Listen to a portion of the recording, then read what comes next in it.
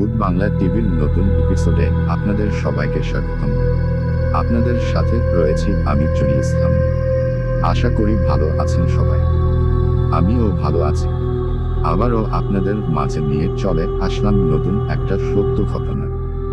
আমি এই ঘটনাটির নাম দিয়েছি নিশির রাতে ভূতের ডাক। তো সাদিক ভাইকে ধন্যবাদ এমন এক ঘটনা শেয়ার করার জন্য। আপনারা চাইলেও আমাদেরকে ঘটনা শেয়ার করতে পারেন আমাদের ইমেল অ্যাড্রেসে। আমাদের ইমেল হচ্ছে bhutbanglatv@gmail.com এ পাঠাতে পারেন। তো যেভাবে লেখা আছে আমি সেইভাবে পড়তে শুরু করছি। কোনো কিছু ভুল হয়ে গেলে ক্ষমা করে দিবেন। তো আমি ঘটনাটি শুরু করছি। সত্য ঘটনা। নিশির রাতে ভূতের ডাক। মাঝরাতে মানুষের নাম ধরে ডাক দেয়, আর সেই ডাকে সাড়া দিলেই মৃত্যু নিশ্চিত। কথাগুলো এক নিঃশ্বাসে বললেন করিম চাচা। আমি বললাম, তা চাচা আপনি একজন স্কুলের শিক্ষক হয়ে এসবে বিশ্বাস করেন?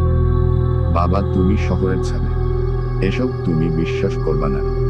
গ্রামে থাকলে তুমিও বুঝতে বাবা। যে পরিস্থিতির শিকার হয় সেই বুঝে। চাচা আমি আপনার সাথে তর্কে যেতে চাচ্ছি না। আচ্ছা ঠিক আছে। তা বাবা গ্রামে আসা কয়দিন হলো? এই তো চাচা কাল রাতেই আসলাম। এবার ছুটিটা একটু বেশি পেয়েছি অফিস থেকে। তাছাড়া মাও একটু অসুস্থ, তাই ভাবলাম এবার গ্রামে এসে কিছুদিন ঘুরে যাই। আচ্ছা বাবা তুমি একটু সাবধানে থেকো। আজ আসি তাহলে। এই বলে করিম চাচা চলে গেলেন। গ্রামের মানুষ এখনো এতটা পিছিয়ে আছে তা গ্রামে না আসলে বোঝা অসম্ভব। গত কয়েকদিন ধরেই মায়ের মুখে শুনছিলাম এই ব্যাপারে। আমাদের গ্রামে নাকি কোনো প্রেত আত্মার নজর লেগেছে। গ্রামের মানুষের কাছে যা শুনলাম তা হলো, মাঝরাতে মানুষের বাসার দরজার বাইরে এসে সেই ব্যক্তির নাম ধরে ডাক দেয় কেউ একজন। আর বাসায় থাকা ব্যক্তিটি যদি একবার সেই ডাকে সাড়া দেয় তাহলে নাকি পরদিন তার মৃত লাশ পাওয়া যায় বাড়ির ভিতর থেকে। বিষয়টি গ্রামবাসীদের জন্য অনেক ভয়ঙ্কর হলেও আমার কাছেও অতি হাস্যকর লাগছে। একজন মানুষের নাম ধরে ডাক দিলে সে মারা যাবে। যাই হোক চায়ের কাপটা সিদ্দিক মিয়ার দোকানে রেখে বাড়ি ফেরার চিন্তা করলাম।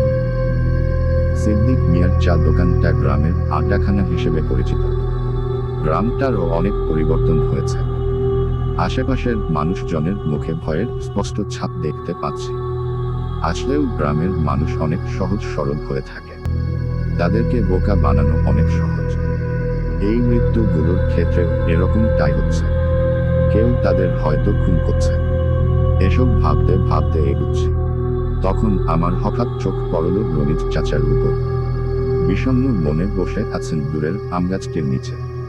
আমি এগিয়ে গেলাম, জিজ্ঞেস করলাম, চাচা কেমন আছেন? আছি, আল্লাহ রাখছে।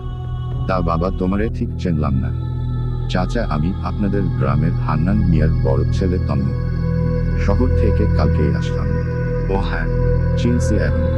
তা চাচা আপনার মন খারাপ কেন? চাচি আর সোলেমান কই? সোলেমান আর নাই রে বাজান। সোলেমান আর নাই।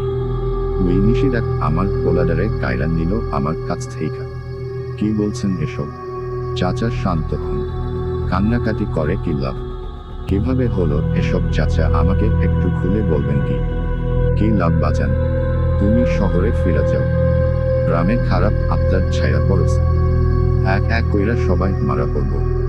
তুমি চইলা যাও। এটা বলেই রমিজ চাচা উঠে যেতে চাইলেন। আমি পিছন থেকে বললাম, চাচা আমি সব কিছুই জানি। এখন আপনার সাহায্য প্রয়োজন আমার। এসব মৃত্যুর পিছনে নিশ্চয় কোনো রহস্য আছে।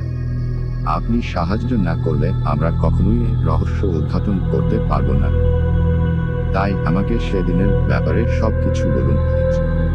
রমিজ চাচা ঘুরে দাঁড়ালেন। ভালো করে দেখলাম চাচার চোখের কোণে স্পষ্ট পানির অস্তিত্ব রয়েছে। চাচা আমার পাশে এসে বসলেন। ক্ষীণ স্বরে বললেন, আমি তোমারে কিভাবে সাহায্য করব রে বাপ? এটা কোনো মানুষের কাজ না। আমি নিজের চোখে সেই প্রতাত্মার ছায়া দেখছি। আমারও গ্রামের পাপের ফল এইগুলা। তাও যখন শুনতে চাইতাস তখন শুনি। রমিজ চাচা বলার শুরু করলেন, সেদিন ছিল অমাবস্যার রাত।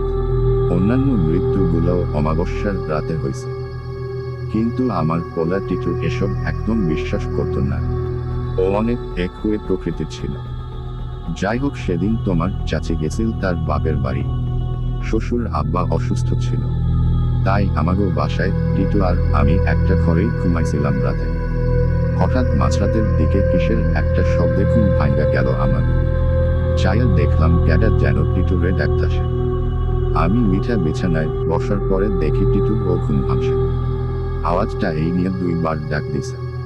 তারপর আরেকবার ডাক দিল, টিটু। আমার সোনা মানিকটা সারা দিয়ে দিল। টিটু কইল, ক্যাডারে এত রাতে এখানে? ব্যাস সাথে সাথে আমার পোলাটা কেমন যেন চুপ হয়ে গেল, মাটিতে পইরা গেল খপাস কইরা। আমার চোখের সামনে এক মুহূর্তের মধ্যে কেমনে হইল এসব বুঝলাম না। পোলাডার গায়ে হাত দিয়ে দেখলাম আমার পোলাডা আর নাইরে বাঁচানো, তার প্রাণ পাখি উড়াল দিছে। আমি সাথে সাথে বাইরে দৌড় দিলাম কে আসে দেখার জন্য, কিন্তু দেখলাম একটা ছায়া আস্তে কইরা উধাও হইয়া গেল। চারিদিকে ঘুইরাও কাউরে পাইলাম না রে বাঁচানো। আমার পোলাডারে মাইরা ফেলল ওই আত্মাটা। আমার টিটু চাচা কাঁদতে থাকলো। তাকে সান্ত্বনা দেওয়ার ভাষা নেই আমার কাছে। তবুও চাচাকে ধরে বাসায় পৌঁছে দিয়ে এলাম। নিজের বাসার দিকে রওনা হলাম। হাঁটছি আর ভাবছি, আসলেও কি এমন কিছুর অস্তিত্ব আছে এই পৃথিবীতে, নাকি এসব কিছুই কোনো নিকৃষ্ট মানুষের কাছাকাছি? বাসায় আসার পর এসব ভাবনা থেকে দূরে চলে এলাম। ব্যস্ত হয়ে পড়লাম পরিবার পরিজনদের নিয়ে। আমি বাসায় আসে মায়ের পর সব থেকে বেশি খুশি হয়েছে আমার ছোট ভাই রাতুল। তাদের সাথে ভালো সময় কাটাবার ফাঁকে নিষেধাজ্ঞার কথা ভুলে গেলাম একদম। আমাদের গ্রামের বাড়িতে যেই ঘরটিতে রাতুল থাকতো, আমি আসার পর রাতুলকে আমার সাথে ঘরটি শেয়ার করতে হচ্ছে কয়েকদিন ধরে। ঘরটিতে 2টি বিছানা পেতেই তার একটিতে ঘুমাতে হয় আমাকে। তাতে অবশ্য রাতুলের কোনো অভিযোগ নেই। এভাবেই কাটছিল ছুটির দিনগুলো। এক সময় ছুটির সময় শেষ হয়ে গেল। পরশু থেকে অফিস জয়েন করতে হবে, তাই কাল সকালেই আমাকে শহরের জন্য রওনা হতে হবে। আজই আমার ছুটির শেষ দিন। রাতে খুব ভালোই খাওয়া দাওয়া হলো। খুব সকালে উঠতে হবে, তাই সবাই তাড়াতাড়ি খেয়ে ঘুমিয়ে পড়লাম। রাতুল অবশ্য মোবাইল দেখছে। ওর একটু দেরি করে ঘুমাবার অভ্যাস। তাও বড় ভাই হিসেবে একটি ধমক দিয়ে ঘুমিয়ে পড়লাম আমি। হঠাৎ মাঝরাতে কে যেন আমাদের দরজার বাইরে থেকে ডাক দিল, রাতুল। এক লাফে ঘুম থেকে উঠে পড়লাম। স্বপ্ন দেখলাম নাকি? কিন্তু না, পরক্ষণেই আবার ডাক এলো বাইরে থেকে, রাতুল। এবার রাতুলের ঘুম ভেঙে গেল। সে বিছানায় উঠে বসল। ভালোভাবে মনে করার চেষ্টা করে দেখলাম আজ অমাবস্যার রাত। তার মানে কি? এটা নিষেধাজ্ঞা। আজ তাহলে রাতুল? না, আর ভাবতে পারছি না। রাতুলকে আটকাতে যাব তার আগেই আরো একবার ডাক এলো, রাতুল। আমি রাতুলকে মানা করার আগেই রাতুল সেই ডাকে সাড়া দিল। কে? দেখতে দেখতে মুহূর্তের মধ্যে আমার কোলে তলে পড়ল আমার ভাইয়ের নিথর দেহটি। বুঝলাম আমার ভাই আর নেই। বিগবিদিক শূন্য হয়ে পড়লাম। কি করব বুঝতে না পেরে দৌড় দিলাম দরজার দিকে। দরজা খুলে যা দেখলাম তাতে আমার ঘাম ছুটে গেল। তাহলে কি গ্রামবাসীদের কথাই সত্যি? নেক্সট নাম্বার পাঠের জন্য অপেক্ষা করেন। খুব তাড়াতাড়ি নিয়ে চলে আসবো। আর ভিডিওগুলো ভালো লাগলেই অবশ্যই চ্যানেলটিকে লাইক আর সাবস্ক্রাইব করবেন। ধন্যবাদ।